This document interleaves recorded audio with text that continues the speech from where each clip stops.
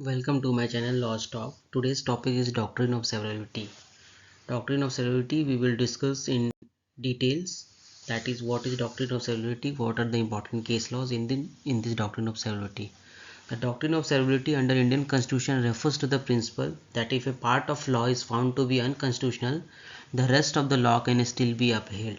This principle is based on the idea that the invalidation of portion of law should not necessarily invalidate the entire law.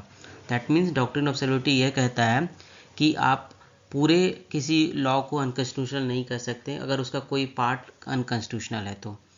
In the Indian case law, the doctrine of severability has been applied in several cases. One of the most notable cases in the case of Vaman Rao versus Union of India of 1981, in which the Supreme Court of India applied the doctrine of severability and upheld the validity of certain provision of Prevention of Corruption Act 1988 despite finding that other provisions were unconstitutional. That means Vaman Rao जो 1981 का case है सबसे notable case में से एक है जिसमें doctrine of सेवर्बिलिटी apply किया गया था, जिसमें कुछ प्रोविजंस जो प्रिवेंशन ऑफ करप्शन एक्ट के थे 1988 के उसको वैलिड किया गया था, अदर प्रोविजन जबकि अनकॉन्स्टिट्यूशनल थे. दूसरा जो इम्पोर्टेंट केस है वो IR Coelho versus state of Tamil Nadu 2007 का केस है. The supreme court of India applied the doctrine of severability to uphold the validity of certain provision of Tamil Nadu public man prevention and corruption act of 1992 despite finding that other provisions were unconstitutional. इस act में भी Tamil Nadu public man prevention corruption act जो था उसके कुछ provisions को देखते हुए भी अदर प्रोविजन जो कि अनकॉन्स्टिट्यूशनल थे उसको वैलिड माना गया था. In case of union of India versus R Gandhi 2010 का केस है. The supreme court held that the doctrine of severability can be applied to determine the constitutional validity of institute only if it is severable and not otherwise. That means इस case में supreme court ने ये कहा था कि हम इसको तभी अप्लाई कर सकते हैं जब आप एक्ट्स के सेक्शंस के बीच में आप उसको सेपरेट कर सकते हैं. That means there is a chance of separation between those, otherwise नहीं. दैट मीन्स अगर कोई पर्टिकुलर सेक्शन है जो जिसका पूरा एसेंस ही अनकॉन्स्टिट्यूशनल है तो आप उसको वैलिडेट नहीं कर सकते कुछ पार्ट को कट करके. ये 2010 में कहा गया था.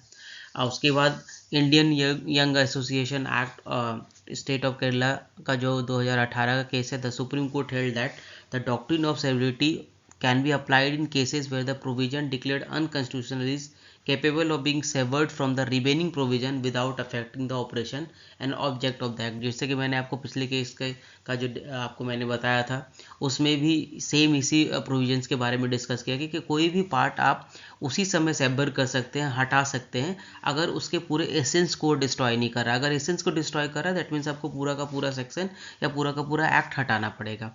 एक और केस है आपका Shreya Singhal versus union of India. बहुत ही फेमस केस था 2015 का जिसमें supreme court the provision of section 66A of the Information Technology Act 2000 is unconstitutional and violative of article 19(1)A and article 19(2) of the Constitution of India.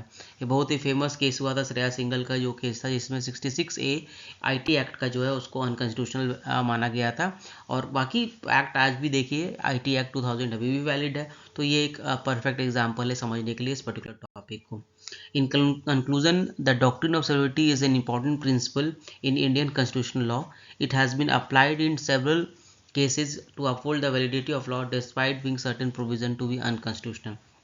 कुछ cases ऐसे हैं बहुत सारी important principles ये माना जाता है इसको और इसमें बहुत सारे केसेस ऐसे हैं जहाँ पर दिखाया गया है कि कोई भी अगर सर्टेन प्रोविजन अनकॉन्स्टिट्यूशनल है तब भी केस क्या होगा आपका एक्ट भी वैलिड हो सकता है अगर कुछ पार्ट उसका अनकॉन्स्टिट्यूशनल है तो.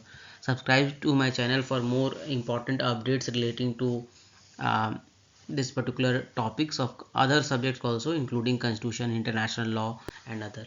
Thank you for watching my channel. Please subscribe to my channel for more updates. Thank you.